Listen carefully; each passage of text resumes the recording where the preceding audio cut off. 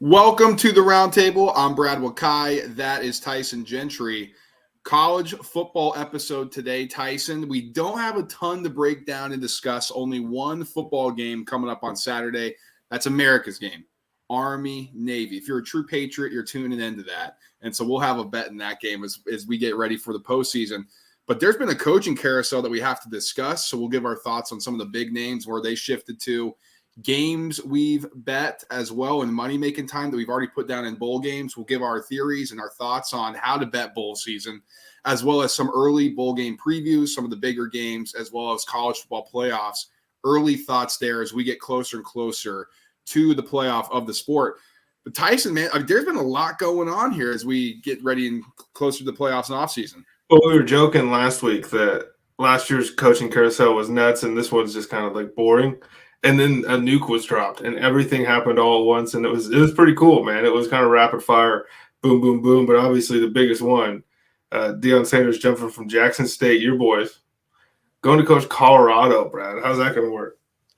I think it's going to work out well. And there's kind of been a bombshell dropped on Twitter. You know, people, this is ridiculous. How could Deion do this to Jackson State? And then you kind of read this bombshell. We got to see if it's true or not. But some of the shadier side of things going on at Jackson State, you know, I did read that. And if that's the case, I don't blame Deion Sanders for jumping ship at all, to be completely honest. And I didn't blame him in the first place, to be completely 100% honest with you.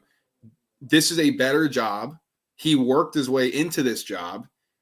He didn't get handed this job. He earned this job. And so he take it, see what happens, and continue to kind of build your coaching resume, your coaching status. We all know how great of a player Deion Sanders is. I think it's going to be a little bit more difficult for him to get the cream of the crop to Colorado, but we've already seen him flip the number one player in the country from Florida State down to an HBCU at Jackson State. The dude clearly has charisma. Dude can clearly coach and put together a staff. He's bringing the current head coach of Kent State over to be his play caller and his OC. That's impressive. I'm excited for this, man. I think this is going to be awesome. And for the sketchy stuff that you were talking about, I mean, we can't forget that Deion ran one of those fake high schools for a couple of years, and that went under, and there was a whole bunch of legal stuff surrounding that. So I'm not super shocked to be learning about some of this other stuff going on. But for Colorado, it's perfect. Like, worst case scenario, you're still the worst program in Power 5, if you even want to count the Pac-12 after what's about to happen to them at the end of the year. But Boulder is an awesome place. Like, it's really cool. I don't know how he's going to be able to recruit kids from the South to want to come up and play at Colorado, especially if he has aspirations of playing into January here. Might not be ideal for some of those kids, but I think as far as like recruiting goes, he's going to be able to make a lot of noise. And with USC leaving the Pac-12, like, Deion might end up being the big dog as far as recruiting goes at Colorado, which would return them basically to where they were at the late 90s, early 2000s when they were a really, really good program. I'm super excited because there's no way that it goes wrong, right? We're either going to get a ton of news stories and it's going to be really fun to watch, or they're going to dominate. And then in 3 years, we'll be sick of them. But 3 years from then, you know, Deion might be at Bama. Exactly. It's a win-win situation for Colorado. It's a win-win situation for Deion, in my opinion. I can't wait for it. It's going to be great drama that college football needs. Now, Matt Rhule, man, to talk about a guy who's just getting the bag here. Oh, Deion Sanders meant to mention 5 years, $29.5 million deal there. So, you know, nice little chunk of change to get him to come over. Nothing in comparison to Matt Rhule. $72 million over 8 years at Nebraska. And let's not forget, he's owed approximately $34 million by the Panthers too.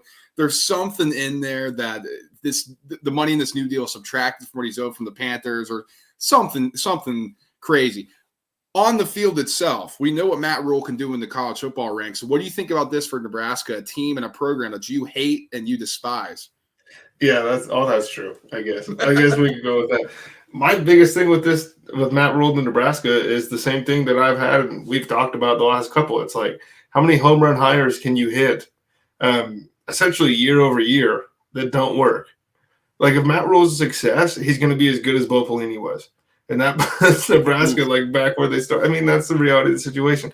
Granted, they've dug themselves a hole so deep that if they get back to that point, it's like, holy shit, look at what Matt Rhule is able to do. Fair. But Nebraska is lost, man. Like, he's getting a bunch of money, but he will have good salary left over for coordinators and who he's going to fill his staff with. and Matt Rhule can recruit and all that great stuff, it's like this is a bigger project than he had at Baylor. And Baylor was in the dumps. But like the Baylor was easier to turn around because there isn't stink on Baylor. There's stink on Nebraska, and it's going to be hard to get that off. Yeah, and at Baylor too, you have all these kids from Texas in that certain area who want their dreams to play for Baylor. There's not like too many 5-star kids at Nebraska. And it's like let's not forget, like we think about Nebraska as this powerhouse, and like certainly the old guard or the old heads of college football do. These kids are like, dude, I never fucking saw Nebraska be good. They sucked, and they currently suck. Like, why am I going to go play football out there? I want to go play somewhere else with these new young coaches. One game a year in Ireland. Exactly. If I do that, I'll go to Northwestern. At least I'll win when I go to Ireland over there. But it is. I think this is a project. Like there is a major stink for the term that you use surrounding this program. We all think they're a joke and they're underachievers and they choke in one-score games and close games because that's been the reality, quite frankly. So he's going to have to do what he did at Temple and Baylor and get this thing rolling. And like you said, is that good enough to compete with USC and UCLA coming over on that side? The Big Ten's getting rid of divisions, but again, you're going to have to play tougher competition. We'll have to see if Matt Rhule can turn this thing around like he's done in the past. Well, what do you think, like, ultimately Matt Rhule, like, the ceiling for him seems like it'd be James Franklin's Penn State, right? Like, it doesn't seem like he can get Nebraska to Harbaugh level at Michigan or where Ohio State's at. I think it's hard to get kids to these programs that are going to compete on a regular basis with Michigan and Ohio State, quite frankly. It's just the way the world works. I think NIL may help. As we get closer and closer, we have more of a structure. Maybe these 5-star kids don't want to sit on the bench at an Ohio State and wait their turn for a couple of years, or a Michigan in the conference, soon to be a UCLA, USC. And then they say, hey, sure, I'll go to Nebraska, be the man immediately and get my NIL deal quickly. And maybe more and more of that happens around the country. But I agree. I mean, as the landscape of the Big Ten right now, that's probably the ceiling for where we're at with Nebraska. It's Ohio State, Michigan, and maybe every once in a while Penn State or Nebraska or whoever that's currently there can compete. Wisconsin, they get Luke Fickell. People were saying Jim Leonhard might be their guy, their current DC. No, they pivoted. They wanted Fickell, and they pried him away from Cincinnati.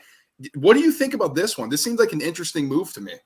I think this is the best hire of the cycle for anybody that was out and getting a new head coach. Luke Fickell he was the best head coach on the market, in my opinion. He inherited a really good Cincinnati program, but he brought him to a new level. Obviously, weren't able to reach it this year, but he had one of the best recruiting classes in Cincinnati history that just walked out of the door, basically. So obviously, he wasn't going to replenish all that in a year's time. To me, you might look at it and be like, well, I don't know as far as, is this that much better of a job than where he was at with Cincinnati? And I think it totally is. Because Wisconsin is always sniffing around Big Ten championship game appearances, and that's going to change with the way that the conferences get set up now with, like you said, USC and UCLA coming over. But Wisconsin's a really solid program, and I think Luke Fickell he's a great coach. He's above average, and it's in the conference, Brad, that, to be honest, there is only a couple of great coaches. And so I think that he has the opportunity to bring Wisconsin up to, they're the third team now in this thing, which it doesn't sound that great, but when you look at it, it's as long as Harbaugh's at Michigan, they're going to be top 5. That's what it seems like. Ohio State, perennial top 5, top 10. I think Wisconsin could get to that top 10 year-over-year ranking. And we know how important coaching is in college football. And we're looking at this going forward because I think that's what you have to do when you hire new coaches. Let's not mince any words here. Chip Kelly had UCLA rolling this year. We'll see how they can compete in the Big Ten. USC, they got pushed around by Utah. That's going to happen a lot more in the Big Ten. But let's be honest here.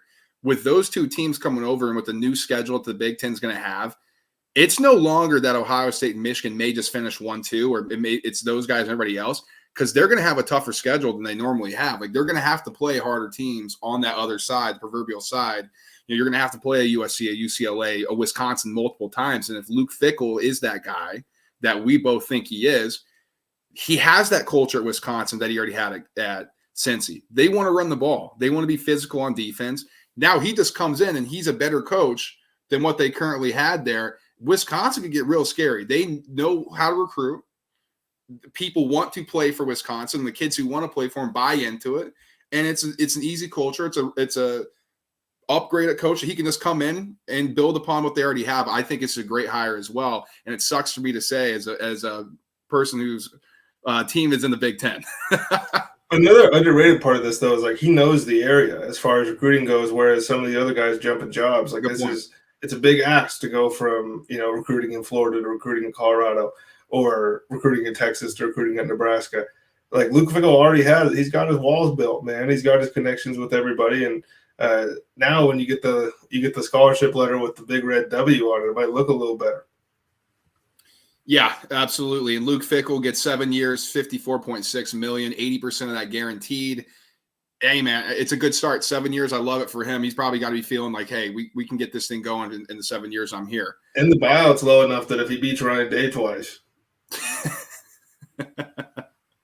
Hugh Freeze to Auburn. Now, I love this hire. I love it. I think Hugh Freeze is a great head coach. What he did going to Liberty, turning them into, quite honestly, a great team down south who can compete with some of the big boys when they need to. I love this hire for Auburn. Is it going to be something that turns this thing around immediately? No, I don't think Hugh Freeze is a Brian Kelly. I don't think Hugh Freeze is on that level of a top 7, a top 5 coach in the SEC or in the country. But he's a guy who, if you start building that foundation, I think he can restore Auburn to an elite program in the SEC. So we talk about needle movers sometimes, like, oh, does this move the needle? And this one, just a little tick. Just a little. But is that for you, or is that for the national narrative, do you think? Well, I don't know. I think people are enamored with Hugh Freeze right now because like Liberty wasn't supposed to be good, and then Liberty became good, and it was like, oh, look at what Hugh Freeze did. This is crazy. He walked into some really good athletes at Liberty, but he's a good coach. He's a scumbag human being, but he's a good coach. And I think those two things probably meld pretty well at Auburn. But to me, it's like he was above average at Ole Miss. Auburn is a little bit above Ole Miss as far as the job goes in the SEC, but Auburn's been down now for a solid while, right? When they lost to James Winston in the national championship, it was like, well, Auburn's been here a couple times. They're going to keep going.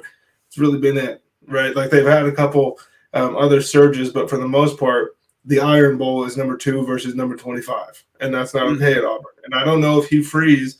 I think there'll be spike years where they're sniffing around the top 10, but I don't think that Hugh Freeze makes this into like they're not going to compete with Bama, they're not going to compete with Georgia, they're not going to compete with LSU. So they're still at the same point that Auburn kind of always is at, where we need these massive recruiting classes, and we have to get lucky on a couple of these transfers to really be able to compete with everybody else. Oh, man, I don't know. I disagree a little bit, man. I think Hugh Freeze can get this thing rolling, honestly. Now, I guess when you say compete with Bama and Georgia, like, are they going to be the new Bama and Georgia? I don't think so, but I think they can pick them off. I think they can. Hugh Freeze is a great offensive head coach, man. He's got a great eye for offense. Doesn't it feel like that's what Auburn's lacking? Like, we know Auburn's defense has been good. They just sucked on offense. Well, that's what I'm saying too. Is like this is now the Auburn teams of the 2010s. Okay, this is like okay, that's they can pop up every now and then, but it's not like. Did you see like when USC goes out and gets Lincoln Riley? It's like okay, they're going to be somewhere around the top 10 at the end of year 1, year 2.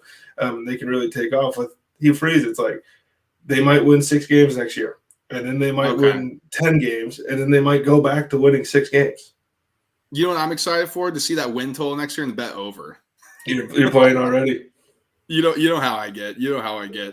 Hugh Freeze 6-year, $39 million contract. It's about time Auburn finally was fiscally responsible. My God, man.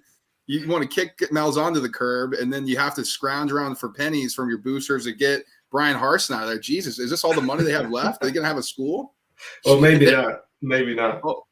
Now, the surprising one to wrap up here, Coach Carousel, Jeff Brohm leaving Purdue and going to his alma mater, Louisville.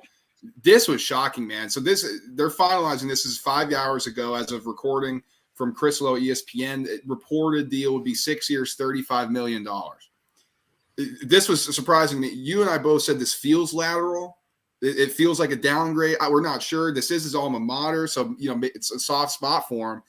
he saw this opening and clearly jumped at it with no, even no like thought at all. Like, hey, I'm taking this job. I mean, what do you think as a national narrative regarding this? Well, I will say that he has to view the job as lateral, because if it's a downgrade, I don't even know if he goes. Just it's cool that it's his alma mater, but we were talking too, and it's like, this is your job. This is, and maybe Louisville means a lot to Jeff Brohm, and we just don't know it. The one thing that has been interesting to me is I'm thinking about it, and is Purdue, because we both said, you said lateral, but when we were talking before, we were like, this feels like a step down. Right. But is that because Jeff Brohm got Purdue to a spot where that's the way this job feels? I think so. Honestly, I do. Now that I've had time to think about it, I think that's the case. And so that gets me excited for what he can do at Louisville, because to me, it's like when you immediately think Purdue is a better job than just about anywhere else in the country, whoever had the Purdue job is doing a damn good job. And that's a good point. His offenses have been electric, and he's putting out as many pros, pass catchers at least, as just about anybody else in the country for a school like Purdue, and more than just about anybody for a school like Purdue. And now he's going to Louisville, where the MO has been for a decade now. We're going to score as many points as we can, and he's going to turn this thing up. And it might be a little bit easier to recruit too. I mean, it's the Big Ten and it's all that cool stuff. You got to be pretty smart to get into Purdue. I don't know how smart you got to be to go play football at Louisville. Good point. That's a good point. Yeah, man. Jeff Brohm, they turned Purdue into the Giant Killers, right? That's all Jeff Brohm. We never looked at him that way before. So, yeah, I think, man, this is interesting. Just an interesting move right before bowl season. So, speaking of that, let's get into some previews. We're going to talk about kind of the big games, and then we'll do games we've already bet. Next week, we're going to do an actual in-depth on the Bulls that are going to be during that week and before we get to our next Wednesday podcast. So don't worry, we have that covered. But we just want to do some preliminary stuff here and just kind of early thoughts on some of the bigger matchups. And so let's start here, honestly, Tyson. Tennessee, Clemson in the Orange Bowl. What are your thoughts there? Cade Klubnik's going to play. DJU's transferring. How many players play for Tennessee, do you think? Well, that's a good question, because I don't know if I'm Jalen Hyatt. I don't know if I want to play. You can run through a couple guys. Like basically anybody who's looking at a decent draft spot right now probably doesn't want to go risk that. But you said it. I mean, if Klubnik's playing, then this is a different Clemson team. Like if Klubnik played all year, Clemson might be they'd be undefeated. Be playing in the playoffs for sure. DJU entering the transfer portal right away. As soon as the game ended, I think he was on his phone at halftime. It's crazy, but I think people are going to be shocked, because I think it's been, for the last couple of years, it's quiet among college football fans that this guy's better, or he's going to be better. And then we got to see it in real time, and it was like, oh shit! Clemson had a down year, and they're going to be back. Tennessee is just banged up. It was a fun year, but right. That kind of feels, and it was a down year for Clemson, and here they are. This is crazy. Yeah, I'm curious how many people from Clemson, especially that D line, will play. But Dabo, man, he has these guys buy in. Hey, this would be important for Clemson if we win this Orange Bowl. He's going to do some magic, and then if they actually play, I like Clemson a lot in that game to win this one. Now, here's an interesting one. It might be the most unwatchable one, but the Music City Bowl rematch of last year, Iowa, Kentucky. No Will Levis. We have no clue what's going on at Iowa. Is this a snoozer? Are you even paying attention to this? Well, this is how do I say this? This is the payoff for watching all these games. It's you watch Iowa so much, you watch enough Kentucky to know what's going on, and then to see a matchup on paper, this sounds super boring, but I'm excited. I'm okay, so because in college football it's different. In these bowl games, a lot of people I think want to see these players play against each other. But it's okay, this coach finally gets to coach against this guy, and let's see how these schemes match up. How are they going to play each other? Because a lot of times, man, if you go back and you watch how people are played in bowl games and then watch how they're played at the beginning of the year, if somebody gets shut down in a bowl game, that's a whole new wrinkle that you get to watch on tape for an entire year. And it'll be interesting to see what Iowa has for Kentucky, because the offense was pretty stinky for the most part of this year. And I think Iowa might just smother them.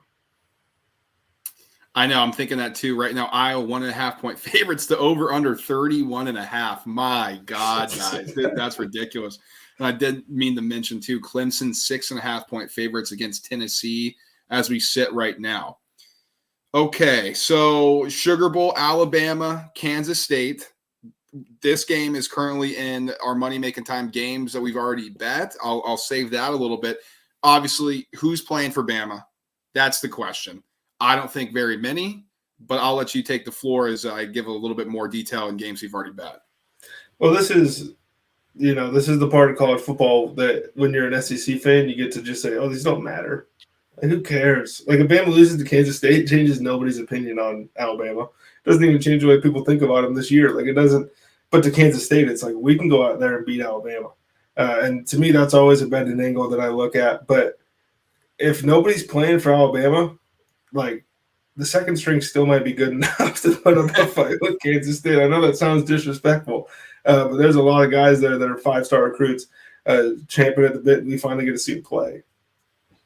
And so those games are taking place on New Year's Eve, December 31st. Obviously, the college football playoff games as well, which we'll preview after this. But they give us 4 games on January 2nd.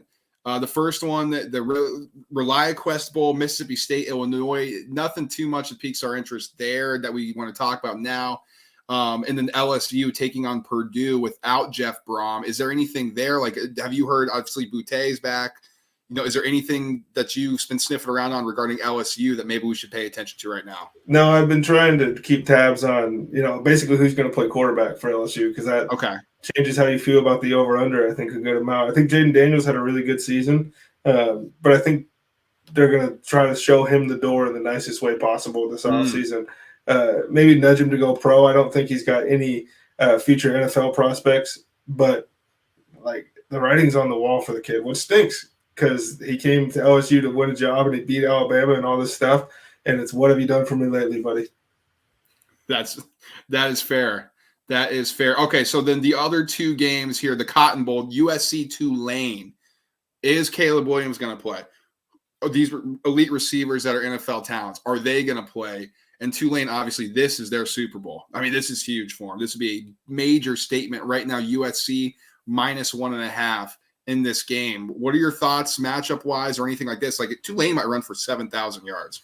That's what I was going to say. I don't know how much it matters who plays for USC, because I think this is Tulane all the way, baby. This is like, this is your team, man. If you drew up in a lab, like, what does USC struggle with? And then you put that team on paper. Obviously, they might be a little bit more talented than Tulane at these spots, but what Tulane does well is what Utah does well. It's what the recipe to beat Lincoln Riley is, the recipe to beat USC. And you said it, man. This is their Super Bowl. If Tulane goes out there and clowns a USC team, like, we're finishing top 10, top 12 at Tulane, which is, awesome. To me, I think the coolest storyline of the year. Got to be. Yeah, absolutely. It would be fantastic. Then the last one, the Rose Bowl, the granddaddy of them all. Utah, Pac-12 champs, hosting my Penn State Nittany Lions. It seems on paper to be a bad matchup for Penn State, the physicality of Utah. We kind of saw it a little bit with Michigan and how that looked. Right now, Utah 2.5-point favorites is flipped from Penn State 1.5-point favorites. For Penn State, who's sitting out, Joey Porter Jr., the best player on defense, he's out. There's been some rumors that other people may sit, although there's not as many true full-fledged NFL players on this team as years past during bowl season. So, honestly, they might be coming in with the full team here. What are your thoughts on this one? I know you're a big Kyle Whittingham and Utah fan. Well, it's going to be fun. I think this is, to me, this is like, what's the word? When they, like a priest, takes somebody and gets a demon out of them. What's that? Exorcism? Exorcism, yeah. This is what this is for Penn State fans. This is the last time you got to see this guy go out there and throw the football around, right? I mean, this is, to you, this is the biggest thing that could possibly happen. This is 4 years, or I guess it feels like 10, really. That he's been the quarterback at Penn State. So this is the last time for a couple of years that this is the ceiling, right? Because we already know Drew Lawrence coming in and he could play. And he makes him a little bit more dangerous than Sean Clifford. So regardless of what happens in this bowl game, Brad, I think this is something you got to get all your buddies around, maybe pour one out, because this is the end of an era. Yeah, it feels that way, which is somebody. My uncle was like, "Man, is this the last time? Like, you got to have like PTSD. Like, are you sure he's done?" I'm like, "Dude, nobody even knows what's really going on regarding that." So, I mean, we'll see. This would be a big moment for Penn State and their program. So we'll see what happens. But Utah wants to run the ball. I don't know who's sitting for them either. Like, we'll see. Okay, let's jump over the college football playoff quickly before we get into some of the bets we've already made here. I mean, I'm excited for these matchups. In the first one, TCU, Michigan, Michigan 7.5-point favorites, over under 58.5. I think this is going to be up and down, me personally, like what I expect the game to be. TCU can't stop anybody. I think Michigan, they're going to want to run the ball, but I think it's going to be a lot of McCarthy throwing it. And then TCU can spread them out. I know Michigan looked good against a similar offense in Ohio State, but Sonny Dykes, man, he can just dial stuff up, that offensive staff, and he might be able to figure out, some of the weaknesses on this Michigan team. I lean over here. I lean a high-scoring, exciting game. I know that's kind of contrary to what we've seen in the early round of the playoff, but I just don't see this thing being anything less than 60 points. Well, this is a massive, the whole day, really, of college football playoffs. This is if the Big Ten wins, then this is the best thing that could possibly happen. And if the Big Ten loses, this is a referendum on the conference. This is like, can you believe, we thought Penn State was good. They got housed by 20 by Michigan. Michigan lost it to, how it's going to go. Yeah. I think Michigan's a better team. I think for as much love as Blake Corum has gotten throughout the season, they have a better running back playing for them at the moment, which is scary. It's going to be real weird next year with Mr. Donovan running the ball. They're nasty. And TCU is really good, but Michigan is just – look, I'm going to do the same thing I've done in most Michigan games, and that is I will play whoever they're playing in the first half to cover the spread, and I think Michigan covers it at the end of the game. I love it. I love that angle. You called it spot on. Let's not forget in the Big Ten championship game, super, super spot on there. And then the last one to wrap everything up is Ohio State and Georgia. Now, Georgia currently 6.5-point favorites on the line here. Man, it's hard to think that Georgia is just not going to pummel Ohio State, right? It just feels like, hey, if Michigan did this, Georgia's more physical, Georgia's bigger, they have a better defense. What are they going to do to Ohio State? And I get the angle. Well, last time Ohio State was the 4 seed, they beat Alabama. That was a different team. Like, this Georgia team feels like they want to go back-to-back, and they want to prove something. Oh, you doubted us coming in? This is what we do here now. I mean, if Michigan was too physical for Ohio State at the line of scrimmage on both sides of the ball, then they are fucked when they play Georgia. That's as simple as you can make it. Georgia's bullies, man, and Ohio State is not a bully. And Ohio State they're limping at the end of the game against Michigan, right? I mean, they're tired. They've been beat up. When's the last time Georgia lost a big game was to Alabama? Like, when's the last time Georgia lost a big game to a team that wasn't in the SEC? Like, they kicked the shit out of people routinely. Like, we thought Oregon was a really good team for 8 weeks this season, and everybody forgot what Georgia did to them week 1. It was disrespectful. Yeah. And, you line them up against anybody in the country, and I think Georgia wants to send a message. Right now, Georgia minus 130 to win the championship, Michigan plus 300, Ohio State plus 360, TCU plus 1,800.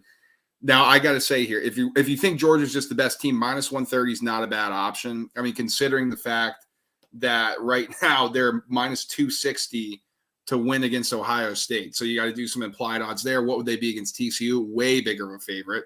What would they be against Michigan? Probably roughly similar to what we have against Ohio State. I think that's a good – if you like Georgia and you're like, this is the time to buy them, minus 130. I'll say this before we get into Money Making Time, games we already bet, things like that. If you think at all Georgia is vulnerable, I'd bet Ohio State to win at plus 360. Now, what do you mean? Because you can just take them on the money line now, plus 210. I think Ohio State would be the favorite against Michigan. So if in that scenario, you should take Ohio State plus 360 to win the championship if you think they will beat Georgia. Just a little advice here, playing the odds. Well, here's another one. I guess this is something that I've never understood why people don't do. But if you think TCU is going to beat Michigan, then buy TCU to win the whole thing, and then try to find somebody to buy your ticket from you after they beat Michigan, because their odds aren't going to be they're not going to be plus 1,400 to beat Georgia if that's a national championship game matchup. This is like as good as you're going to get it, man. Absolutely. Okay, let's jump into money making time. Let's get in the games we've already bet. First, if we do that, though, let's give out a little bit of our betting theory here, Tyson, as we get to college bowl games. I know sometimes it's hard for people to keep up with the info. So first and foremost, what I do is follow people that I know on Twitter who have information, whether it's Brett McMurphy, I'm a huge fan of him, or these other college football insiders who are going to tweet out, who's in, and keep a list for different teams. That way you're not scrambling right before. You're like, oh, this team's good. Boom, you missed that. So-and-so's out, or they're missing 6 starters, and they're all sitting out. Keep a list. Follow your favorite information people on Twitter and use that to your advantage. That's my first recommendation in bowl season. Tyson, do you have anything you like to do every bowl year? Well, if all things are even as far as people playing, then you look at conference. It's almost like, when you're going to like a horse racing forum, you're looking at class, and that's how some of these things feel. Like if you can run through the board, but if somebody finishes 4th in the Big Ten and they're playing the 3rd best team in the American, and the records are the same and everybody's playing, I'm going to go with the Big Ten school. On the flip side of that is if everybody's playing from a small school like Tulane and nobody wants to play from the big school, it means a lot more to these small school kids to be able to one day say, yeah, we beat USC in a bowl game. Like it's way bigger than being like, yeah, well, my year we finished 6th. And my last piece of advice for me too, don't be afraid to bet early. If you think some information's coming down the line, you're going to get a lot of CLV on these things. I already have a couple, or maybe it's just 2 that I have right now, CLV-wise, that you're going to get closing line value. For those who don't know, if you bet +4, it gets down to +2.5. You have 1.5 points of closing line value. You got a better number than what the market's going to go off at. That's super, super important for this. In bowl games, I think you have an opportunity to middle a lot as well, which for those who don't know, if you can kind of land something in the middle. If you take a team +7, third team, gets down to -2, you take the other side. It's an awesome opportunity here. So definitely don't be afraid to bet early as information comes out. Got to be watching. Okay, let's get into it. Games we've already bet. Now, Tyson, we have a game this weekend. Like we said, Navy and Army. I'm on Navy -2.5. We discussed this a little bit. I just think Navy's a better team. Like they've owned this series historically, at least the past 20 years for sure. They've had better players. Now Army's had a good season this year, but this is a classic a dog to favorite line flip. I mean, they opened Army giving 1.5. Navy's now giving 2.5. I'm going to take that right now under the field goal and think that Navy's just going to do this one flat, straight up and win. This is one of my favorite games of the year because this is like the perfect palate cleanse. From the end of the year, all the excitement, and then we get the Army-Navy game, and then we got to wait a week. But the Army-Navy game is always – it's so much fun to watch because you never – like you know what you're going to get, but you don't know if it's going to be these guys scoring 7 touchdowns running the triple option or if it's going to be 3-zip at the end of the game. But I'm on Navy with you. They're just better. 2.5 or money line? 2.5. But to me, it's like I'm confused by this because people got to see Navy way more in the year in like big spots than they got to see Army. So most of the money being bet on Army is, to me, I think it's just box score watching. Okay, let me see what I have pulled up here. Because I released a couple of my chalkboard. I'm gonna in our chalkboard here, Tyson. So I'm gonna throw something out for everybody here. I had Kansas State +4.5, and this is why you have to be in our chalkboard. So I'm gonna release that 4.5 because I told everybody to take it early because you're gonna have some questions around Alabama if their guys are gonna play or not in the Sugar Bowl. Let's to that now. I believe. Let me scroll through FanDuel here. Kansas State is now +3.5. I also have Kansas State money line +168. That is now +146. That's a definition of closing line value. You get a point already, and I think it's only going to go further down here. So that's my second bet I've already placed. I love that. Yeah, that's good. I'm in on UTSA and Troy over 50. I have 52.5. It's 54.5 right now. But I think the odds are the same. I'd have to pull mine up. But minus 110 is what that is. This is going to be like, this is those small schools, but for some reason these assholes put them playing against each other. I would have loved to see UTSA versus like Florida and, Troy playing Pac-12 school. There's something fun, but these are two of the most underrated programs in the country. Like, Troy came out of fucking nowhere to post this season up. UTSA has been kind of quietly running these seasons together, but this is either the birth of something really, really cool at UTSA, or Troy's capping off one of the best seasons in school history. Third one for me, South Carolina plus 3.5. This is gonna get below field goal. I mean, my close South Carolina is the favorite. Drew Pine transferred, starting QB. Michael Mayer, the tight end, he's going to declare for the draft. There's no reason to play this football game. People are waiting, and the books are waiting for that to announce. I don't care. I'm getting ahead of it. Take plus 3.5. They legitimately might close as a favorite, and I also took them plus 130 on the money line. There is real momentum in South Carolina. This would be a huge game for that program if they beat Notre Dame. And first year to Marcus Freeman, okay, we did pretty good. I don't think there's as remote of a fire on their ass, for lack of a better term, to win this one that South Carolina has. I love the Gamecocks in this one. And I think that's a wise play, because as soon as the public gets to sniff that, they're going to be like, you see what South Carolina did the last couple games? To me, one that I like is in that vein is Washington plus 5.5 against Texas, because I don't know how many guys are going to be suiting up for Texas. I don't know what's going on in that locker room. It's like, we've already seen guys hop in the portal, blah, blah, blah. Michael Penix Jr. is coming back. Yeah, he's playing in this game. Bijan Robinson isn't coming back to school. Like, I doubt he plays in this football game. I think there's a handful of guys on Texas that have a foot out the door, whereas on Washington, they have a couple guys, right, that might not play. But the big heavy hitters that we want to play as far as betting goes, impacting college football games, Washington has more of those. And I think that this is going to close somewhere around 3.